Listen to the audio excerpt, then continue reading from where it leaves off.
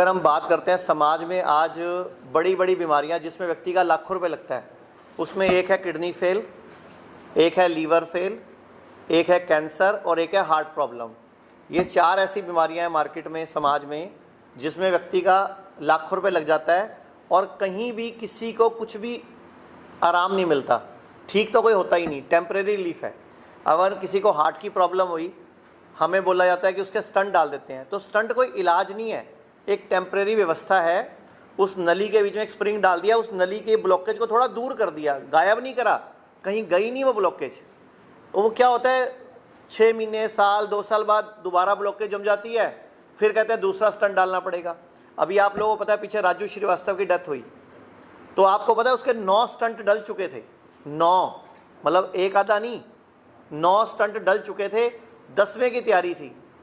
तो फिर ये कोई इलाज थोड़ी है, ये तो टेम्परेरी व्यवस्था है। ऐसी अगर हम बात करते हैं किडनी फेल की, तो किडनी फेल में क्या होता है, जब भी किसी का क्रिएटिनिन बढ़ जाता है, यूरिया बढ़ जाता है, तो उसको बोलते हैं तेरी किडनी काम करना बंद हो गई, फेल हो गई, अब तू ट्रांसप्लांट करा। जब तक ट्रांसप्लांट के लिए किडनी नहीं मिलती, डायलिसिस करते हैं। लेकिन आपने कभी डाटा चेक करा कि कितने ट्रांसप्लांट हुए और कितने कामयाब हुए? 30% लोगों की डेथ तो विदिन 3 डेज हो जाती है, 30% लोगों की ट्रांसप्लांट के टाइम पे।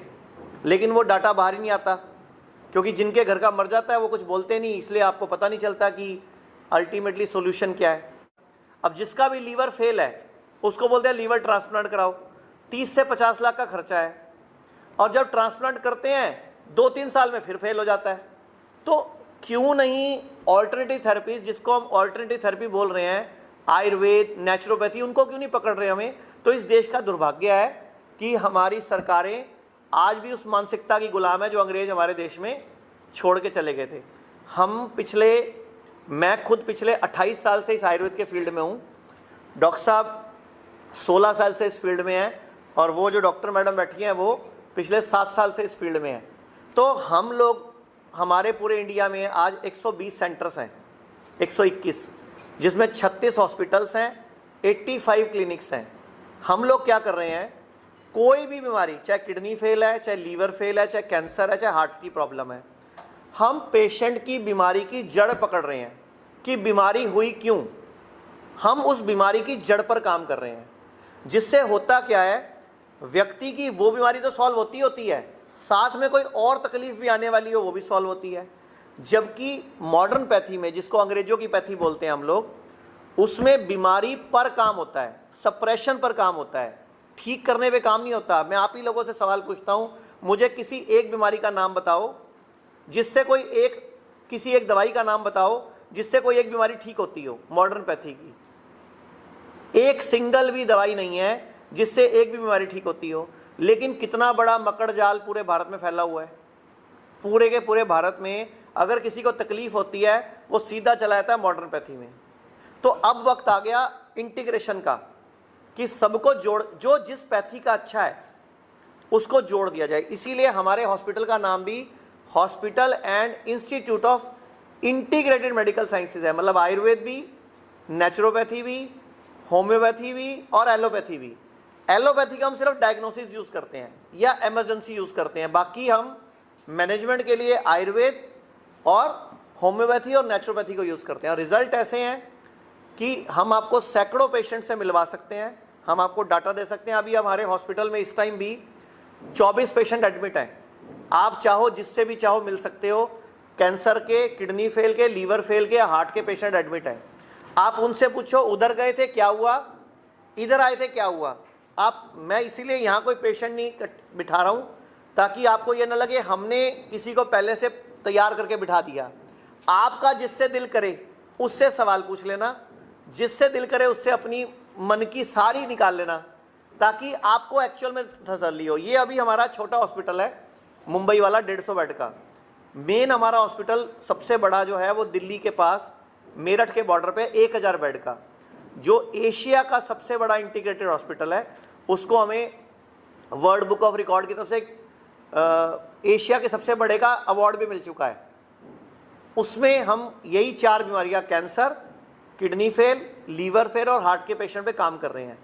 कि बीमारी कोई भी हो, बीमारी की जड़ पर काम करो। कि जैसे हम महाराष्ट्र में बैठे हैं, तो महाराष्ट्र सरकार से आप लोग अपील करो, हमारी तरफ से, आपकी तरफ से भी होनी चाहिए, जितने सरकारी कर्मचारी हैं इनके कार्ड बने होते हैं वो सिर्फ एलोपैथी में चलते हैं, कहीं और नहीं चलते। जबकि राजस्थान सरकार, दिल्ली सरकार, हरियाणा सरकार और केंद्र की सरकार दिल्ली में वो कार्ड अब दोनों जगह चलने लग गए हैं, आयुर्वेद में भी चलने लग गए हैं और एलोपैथी में भी। तो हमारी डिमांड ये है कि महाराष्ट्र सरकार को भी ऐसे करना चाहिए कि वो कार्ड आयुर्वेद में भी चले, एलोपैथी में भी चले। एक सरकार ने जारी किया है वो सिर्फ एलोपैथी में चलता है।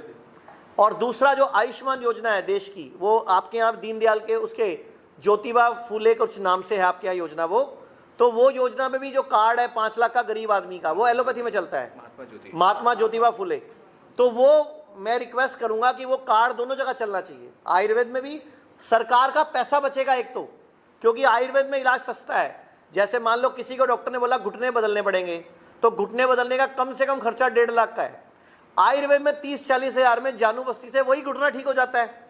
हमारे पास सैकड़ों पेशेंट है, घुटना ठीक हुए, ऑपरेशन की जरूरत ही नहीं होती। ऐसे आंखों का ऑपरेशन का वो कार्ड चलता है आयुर्वेद में। अक्षय तर्पण से आंखों का ऑपरेशन की जरूरत ही नहीं है। रीढ़ की हड्डी का ऑपरेशन करते हैं आयुर्वेद में, पृष्ठवस्ती है।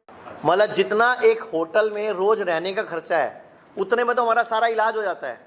मतलब रहना भी उतने में, खाना भी, पीना भी, साथ में थेरेपी भी, डॉक्टर की फीस भी और साथ में उसके नर्स की फीस भी, उस पूरी फीस में सब कुछ इंक्लूड है। मतलब इतना सस्ता है आयुर्वेद। और सबसे बड़ी बात है सारे हेल्थ इंश्योरेंस भी चलते हैं अब तो वो और भी फ्री हो गया आपका। तो वो आयुष्मान योजना में आयुष तो है ही नहीं, मान पता नहीं किस बात का है। तो अभी हम लोगों ने पिछले महीने इसी 15 दिन पहले दिल्ली हाई कोर्ट में एक PIL डलवाया है। एक एडवोकेट है अश्विनी उपाध्याय, उन्होंने PIL लगाया है। और आप हैरान होंगे, वो कहते हैं देश में पहली बार ऐसा हुआ है कि PIL पे पहले दिन ही भारत सरकार, हेल्थ मंत्रालय, आयुष मंत्रालय, मिनिस्ट्री, सबको पहले दिन नोटिस हो गया कि क्या मजाक है, नाम आयुष्मान योजना है, इसमें आयुष कहाँ है। मतलब पहली बार ऐसा हुआ कि पहली PIL की पहली सुनवाई पे सरकारों को नोटिस हो गया और 1 महीने में जवाब मांगा है दिल्ली हाईकोर्ट ने कि आयुष्मान योजना में आयुर्वेद क्यों नहीं है, तो लेके आओ इसको। अब वो देखो क्या जवाब देते हैं। अभी 15 दिन हो गए हैं उसको। आप लोग ये ब्राउन टॉप है, प्रोसो है, फॉक्सटेल है, कोडो है, लिटिल है, इनमें सब में 8 से 12% फाइबर होता है। जबकि मैंने बताया गेहूं में कितना है, 1%। अब आप बताओ गेहूं खा के शुगर होगी कि नहीं होगी? ये खा के शुगर ठीक होगी, लेकिन ये हमारे अपने अनाज है जिनसे हमें छुपा दिया गया।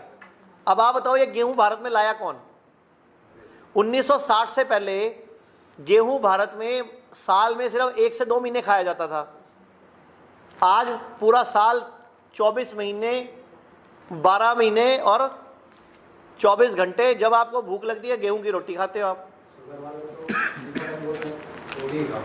तो सर वो तो रोटी, एक बात बताओ, जब आप गेहूं खाते हो या चावल खाते हो तो 30 से 40 मिनट में सारा ग्लूकोज ब्लड में आ जाता है। तो आपकी शुगर बढ़ गई, बढ़ी भी आएगी। बॉडी क्या करती है, इंसुलिन को आदेश देती है हमारे पेनक्रियास को कि इंसुलिन बना, तो इंसुलिन की स्पाइक भी आती है। तो डबल अटैक होता है बॉडी पे। पहले तो होगा ग्लूकोज का अटैक, फिर इंसुलिन स्पाइक आया।